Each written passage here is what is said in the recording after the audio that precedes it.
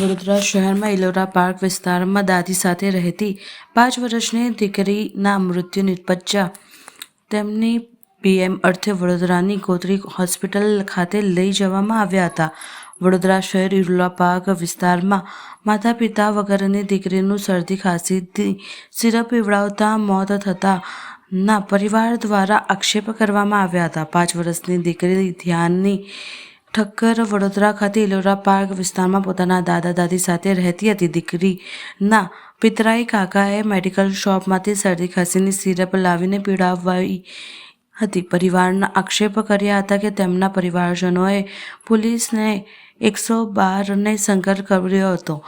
આ બનાવની જાણ થતાં પોલીસને ગોરવા પોલીસ તથા વડોદરા શહેર બી ડિવિઝન એસીપી આર.ડી. કવા ગોત્રી હોસ્પિટલ પોસ્ટમોર્ટમ રૂમ ખાતે પહોંચી સમગ્ર ઘટનાની માહિતી મેળવી મીડિયા સમક્ષ આપી હતી.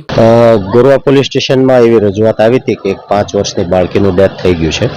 જે અનુસંધાને પોલીસે તરત જ રિસ્પોન્સ આપી અને અહીંયા ગોત્રી મેડિકલ કોલેજમાં આવી અને એ મરણ જનાર છે એમનું પંચનામું અને પંચનામું પણ ઇન્ક્વેસ્ટ પંચનામું અને પીએમ પેનલથી કરવા માટે ડૉક્ટરશ્રીને સૂચના કરવામાં આવી છે. એમના મરણ જનાર છે એમના માસી તરફથી આક્ષેપો હતા કે કંઈક ખોટું થયું છે, પણ રાઇટ નાઉ અત્યારે વિષય એવો છે કે પંચનામું કર્યા પછી એમનું પીએમ થશે, પીએમમાં પેનલથી થશે અને વિશેરા પણ લેવામાં આવશે અને ફોરેન્સિક રિપોર્ટ આવ્યા પછી એમાં આપણે કંઈક વિવરણ ઉપર આવી શકીએ. આક્ષેપો એવા હતા કે ભાઈ એમનું આવી રીતે કંઈક સિરપ પીવડાવવાથી, પણ હકીકત એવી છે એમના દાદા મરણ જનારના દાદા અને દાદીની રજૂઆત અનુસંધાને કે એમને 17 તારીખે મેડિકલી કંઈક ઇમરજન્સી થઈ હશે, શરીરમાં તાવ અને કળતર ને કફ જેવું છે. તો મરણ જનારના કાકાનું પોતાનું મેડિકલ છે, તો ત્યાંથી એમને સિરપ લાવી અને પીવડાવ્યું છે. બીજે દિવસે બાળકી તંદુરસ્ત અને સારી જ દેખાય છે.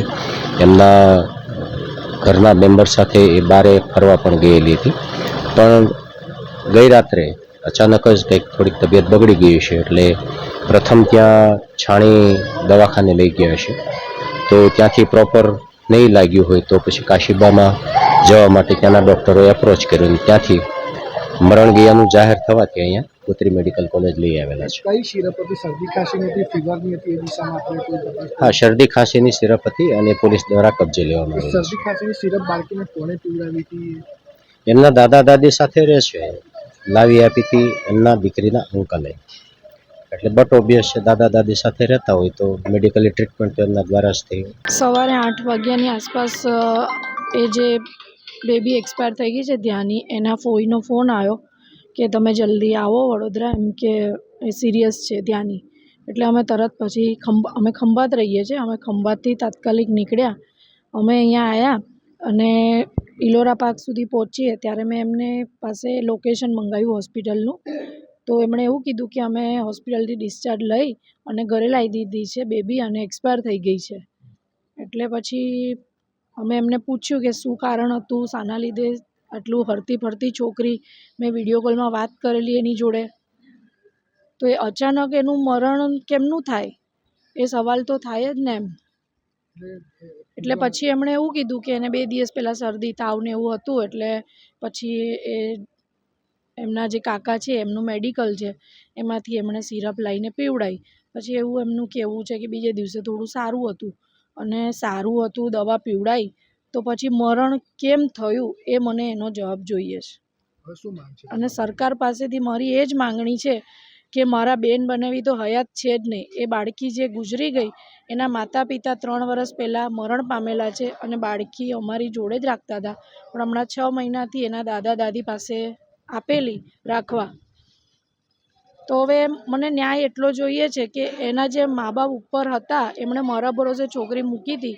હવે મારી આત્મા અંદરથી એમને શું જવાબ આપી શકે કે મારી બાળકીને શું થયું, કેમ એનું મરણ થયું. બાળકી જે છે એના માતા પિતાની કોઈ વસિયત કે મિલકત એવું કંઈ હતું? હા, એ ઘર છે અહીંયા, એ ગોત્રીમાં છે એક ઘર, એક વાડીમાં છે અને બીજી બધી પ્રોપર્ટી હતી મારા બનેવીની, ગાડી હતી, બધો ઘરનો સામાન હતો. બાઇક હતું એ બધું તો એ લોકોએ બધું વેચીને એમની રીતે જે વહીવટ કર્યો હોય એમાં અમે ઇન્ટરફિયર કરતા જ નથી, એમને પૂછતા જ નથી અમે કે શું કર્યું શું નહીં. અમારે તો બસ ધ્યેય એટલો જ છે કે અમે આ 2 છોકરીને મોટી કરીને એમનું ભવિષ્ય ઉજ્જવળ કરીએ. એક બેબી તો મારી પાસે જ હતી, એ 8 વર્ષની છે, પીહુ ઠક્કર, અને જે ધ્યાની જે ગુજરી ગઈ છે એ બેબી અહીં વડોદરાથી એ 6-8 મહિનાથી જ અહીંયા હતી, બાકી અમે જ રાખતા હતા એને એના માતા પિતાના મૃત્યુ પછી. શું નામ તમારું અને જે મારું નામ રૂપલબેન પટેલ છે.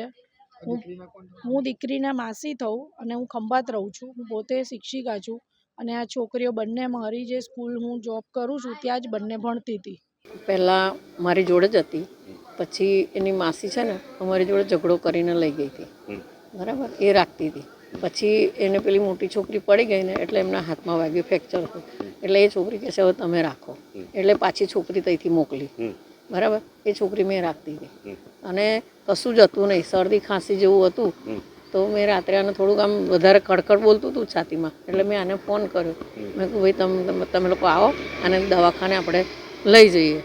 હજુથી દવાખાને લઈ જતા હતા, આને પછી દવા લઈને આવ્યો હતો. તો રાત્રે અમે એને પીવડાવી અને પીવડાવ્યા પછી એને સવાર તો સારી થઈ ગઈ, રમતી હતી. પછી અમારી વહુ છે ને એના વહુની ભાઈના છોકરી આવી છે, તો દવાખાને ઠાકોરભાઈના ખબર લેવા બી અમારી જોડે આવી હતી છોકરી. એને આવ્યા પછી એની ફોઈ ત્યાં જ રહે છે. એની ફોઈને ફોન કરી વિડીયો કોલ કર્યો અને એને બતાવી બી. તો એની ફોઈએ કીધું કે એમના કંઈ નણંદ મરી ગયા ને, અરે તઈ બીમાર હતા એટલે તઈ ગયા. અને એ છોકરી પછી અમે લોકો એમના ઘરે ગયા નહીં, અમે ઘરે પાછા આવતા રસ્તામાં એને પાણીપુરી ખવડાવી, પછી ઘેરે લઈ ગયા.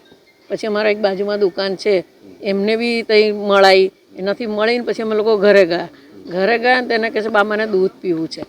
એ દૂધ આપ્યું, દૂધ પીને પછી એને રમતી હતી, કશું હતું નહીં. રાત્રે સૂઈ બી ગઈ હતી. પછી રાત્રે થોડુંક આમ ગરગડાટ વધારે બોલવાનું કે તો મેં છોકરાને ઉઠાડ્યો. મેં કહું ભાઈ ઉઠ ને, આ છોકરી મેં કહું આ વધારે ગરગર બોલે છે. મેં કહું આપણે એવું હોય તો દવાખાને લઈ જઈએ. તો અમે જેવી ઉચકીને દવાખાને લઈ ગયા. પહેલાં શ્રીજીમાં લઈ ગયા, નજીક હતો મારા ઘરના સામે. શ્રીજીમાં લઈ ગયા. શ્રીજીમાં કીધું કે તમે હવે કે કેસ ખલાસ છે એવું કીધું અમને. એટલે પછી અમે અંકુરમાં લઈ ગયા ને તો અંકુરમાં ડૉક્ટર હતા નહીં, તો પછી કાશીબામાં લઈ ગયા અમે લોકો. કાશીબામાં પછી બધું ટ્રીટમેન્ટ એ લોકો જે બધું એ લોકોને જે ચેક કરવું હતું એ બધી રીતે કર્યું. પછી અમને આપી દીધી કે હવે તમે એને ઘરે લઈ જાઓ, કશું છે નહીં એવી રીતે. બાકી કશું અમને તો સપને ખ્યાલ નથી કે છોકરી, અમારી તો છોકરાની છોકરી છે મારી તો, અને આ તો માસી થાય. દફન વિધિ કરવા લઈ જતા હતા, પછી પોલીસને બોલાવવામાં આવી છે. દફન વિધિ કોની? ના ભાઈ, તેવો આક્ષેપ એની માસીએ કર્યો છે. ના બધા છે સાક્ષીમાં. તમે બાજુમાં પોલીસ આવી હતી, પોલીસ તો રાહ જોતા હતા અમે એમની, કારણ કે માસી આવે પછી અમે લઈ જઈએ. હા, પોલીસ આવી હતી. તે પોલીસ લઈને આવ્યા પછી એમને ધમાલ કરી અમારી જોડે. અમે મારું નામ અંજુબેન